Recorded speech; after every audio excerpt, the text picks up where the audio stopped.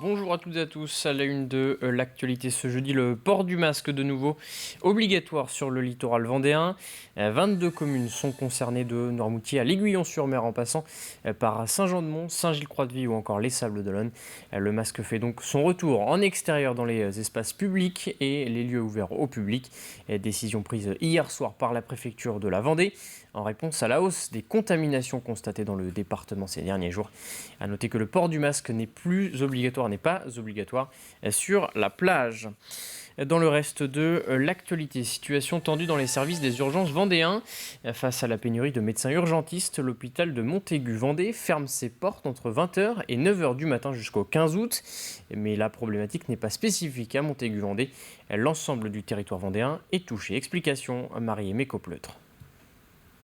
Comme tous les étés, la sollicitation de médecins en intérim permet d'assurer un service dans les hôpitaux. Mais cet été, le service des urgences vendéens lance un cri d'alerte. Impossible de compléter les plannings, il manque 25 médecins urgentistes en Vendée. Jusqu'ici, on a tenu parce qu'on a fait faire des heures supplémentaires et beaucoup parfois aux médecins. Dans une période post-Covid où ils sont extrêmement fatigués, on arrive à la période de congé, donc il faut bien leur faire prendre une période assez prolongée de repos. Cette année, on ne tient plus, on ne peut plus tenir et on est obligé de fermer une offre de soins ou de réorganiser l'offre de soins de proximité. Un hôpital est particulièrement concerné par cette réorganisation du service des urgences, le site de Montaigu. Ainsi, la nuit de 20h à 9h, aucun médecin urgentiste ne sera présent. En cas d'urgence, il faut appeler et ne pas se rendre à l'hôpital de Montaigu. Quand on est malade, effectivement, l'idéal, le mieux en tous les cas, c'est de composer le 15 ou le 116-117. Le 15, c'est pour les situations de détresse vitale. Et quand on recherche un médecin généraliste, c'est plutôt le numéro de la permanence de soins, donc le 116-117. On évite, dans la mesure du possible, ou je dirais même, il faut proscrire les présentations spontanées aux urgences. Malgré ce manque d'effectifs, le service des hôpitaux s'est organisé pour prendre en charge chaque patient. Quand c'est une situation de détresse vitale, on envoie un SMUR. Ça ne change rien par rapport à l'organisation d'aujourd'hui, c'est transparent. On enverra le SMUR ou de Nantes, ou de Cholet, ou de La Roche-sur-Yon pour cette situation de détresse vitale. Et ensuite, on va graduer la réponse. Soit c'est une situation où il faut hospitaliser, on enverra une ambulance. Et là encore, on acheminera le patient vers la structure la plus proche. Et puis, si c'est du soin non programmé, c'est-à-dire si c'est une recherche de médecin généraliste, il y a les maisons médicales de garde, les CAP, sur lesquelles on dirigera. Ou alors, on peut attendre le lendemain matin, dans les cas les plus simples. Le service des urgences appelle aussi à la prudence de tous pour éviter un engorgement des services hospitaliers cet été. Toujours à propos de santé, une nouvelle association vient de se créer dans le département, l'AVLC, l'association vendéenne de lutte contre le cancer. 3 pôles sont installés sur le territoire, aux Sables-d'Olonne, à Saint-Gilles-Croix-de-Vie et à Fontenay-le-Comte. Les bénévoles ont ainsi la volonté de récolter des fonds. Environ 4600 Vendéens sont en effet touchés chaque année par le cancer, dont 15 à 20 enfants. Écoutez Jean-Michel Mattei, le président d'AVLC. Dès la rentrée de septembre, nous souhaitons proposer des choses aux malades, 3 types d'activités.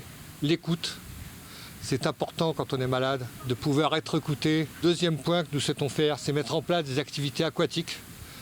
Il est important quand on subit des traitements de chimiothérapie ou de radiothérapie, même si on est très fatigué, de plus en plus fatigué, de faire de l'exercice physique, parce qu'en fait c'est ça qui maintient en forme. Et puis troisième sujet que nous souhaitons faire, pour lutter un petit peu contre l'isolement, sortir les gens de leurs soucis, mettre en place des ateliers créatifs. En cette fin de journal, rencontre avec Benjamin Pâtissier, meilleur ouvrier de France en 2015. Ce chef cuisinier a repris depuis quelques semaines, avec sa femme Audrey, les commandes du restaurant gastronomique du logis de la Chaboterie à Montrévert. Avant d'arriver en Vendée, ils ont travaillé ensemble pour plusieurs tables prestigieuses à travers la France et l'Europe et souhaitent mettre en lumière les produits locaux. Portrait signé Alix Lanos. Vous en êtes tout, Amel? Ça a été trempé les dos? Quelques semaines après l'ouverture du restaurant, la brigade de Benjamin Pâtissier, le nouveau chef de la Chaboterie, trouve son rythme et ses marques. Mettre à peu près ça en quantité là, avec mélanger avec les cébettes, tout ça machin, et le siphon par-dessus, ça fasse une boule. Il est 10h30, c'est la mise en place dans une ambiance calme et sereine. En cuisine, ils sont 9 sous les ordres de ce meilleur ouvrier de France, à la rigueur implacable. Un œil partout, aucun détail ne lui échappe. Ouais. Oui. Alors quand c'est comme ça, ouvre-le encore en deux. D'accord. Et puis fais un petit peu plus large, comme ça tu auras des morceaux de courgettes de la même taille que tes morceaux de poisson. Il sait ce qu'il veut, il lâche rien, il a beaucoup d'idées et puis c'est un chef qui est en cuisine, on le voit, il est là à 8h avec nous, il prend les couteaux, il lève les poissons, enfin voilà quoi, donc ça c'est plaisant pour les équipes. Originaire de Nantes, Benjamin et sa femme Audrey, qui s'occupent de la salle, ont travaillé aux 4 coins de France et d'Europe avant de revenir dans la région, bien décidés à mettre en valeur le terroir et les produits locaux. Ça c'est les babages de l'autre que j'ai fait ce matin, qui vient de la criée des sables, qu'on a un marailleur sur la criée, qui nous livre en poisson. J'essaie de mettre en valeur les produits, de moins les dénaturer possible, puis d'aller chercher des saveurs peut-être des fois un petit peu originales, mais sans être trop extravagante. Voilà, j'essaie juste d'interpeller des fois les gens sur des petites choses. 2 amuse-bouches, 2 foie gras, de l'autre, 2 agneaux rosés. Il est 12h30, le rythme s'accélère. Les premiers clients de la journée sont installés dans le restaurant gastronomique. Apéritifs, amuse-bouches, entrées, plats et desserts vont pouvoir être servis. Tu vas à la 3 s'il te plaît? Oui. Si aucun plat ne sort de la cuisine sans avoir été vu par le chef, ce dernier met un point d'honneur à déléguer et à transmettre. Le peu de choses que je sais, c'est que je l'ai appris de quelqu'un, donc forcément, il n'y a pas d'intérêt à le garder pour soi. Non, le but, c'est vraiment qu'ils soient le plus autonomes possible dans leur service, que les commis puissent aussi prendre des responsabilités, qu'ils puissent apprendre de leur chef de partie ou du second. Et si on arrive à trouver cet équilibre entre des clients contents, une entreprise qui fonctionne et les équipes qui se sentent bien, qui ont envie de rester, de faire un bout de chemin avec nous parce qu'il y a un projet professionnel, puis il peut y avoir un projet de vie aussi. Un projet auquel 14 salariés prennent aujourd'hui part. Et si l'obtention d'une étoile n'est pas la priorité du chef, il reconnaît que ce serait une récompense pour tout le travail engagé. Jetons un coup d'œil à la météo avant de refermer ce journal. Il faut profiter du soleil aujourd'hui. Ce jeudi est en effet la journée la plus ensoleillée et la plus chaude de la semaine, mais également la dernière. Une perturbation arrive dès demain avec des nuages et des averses.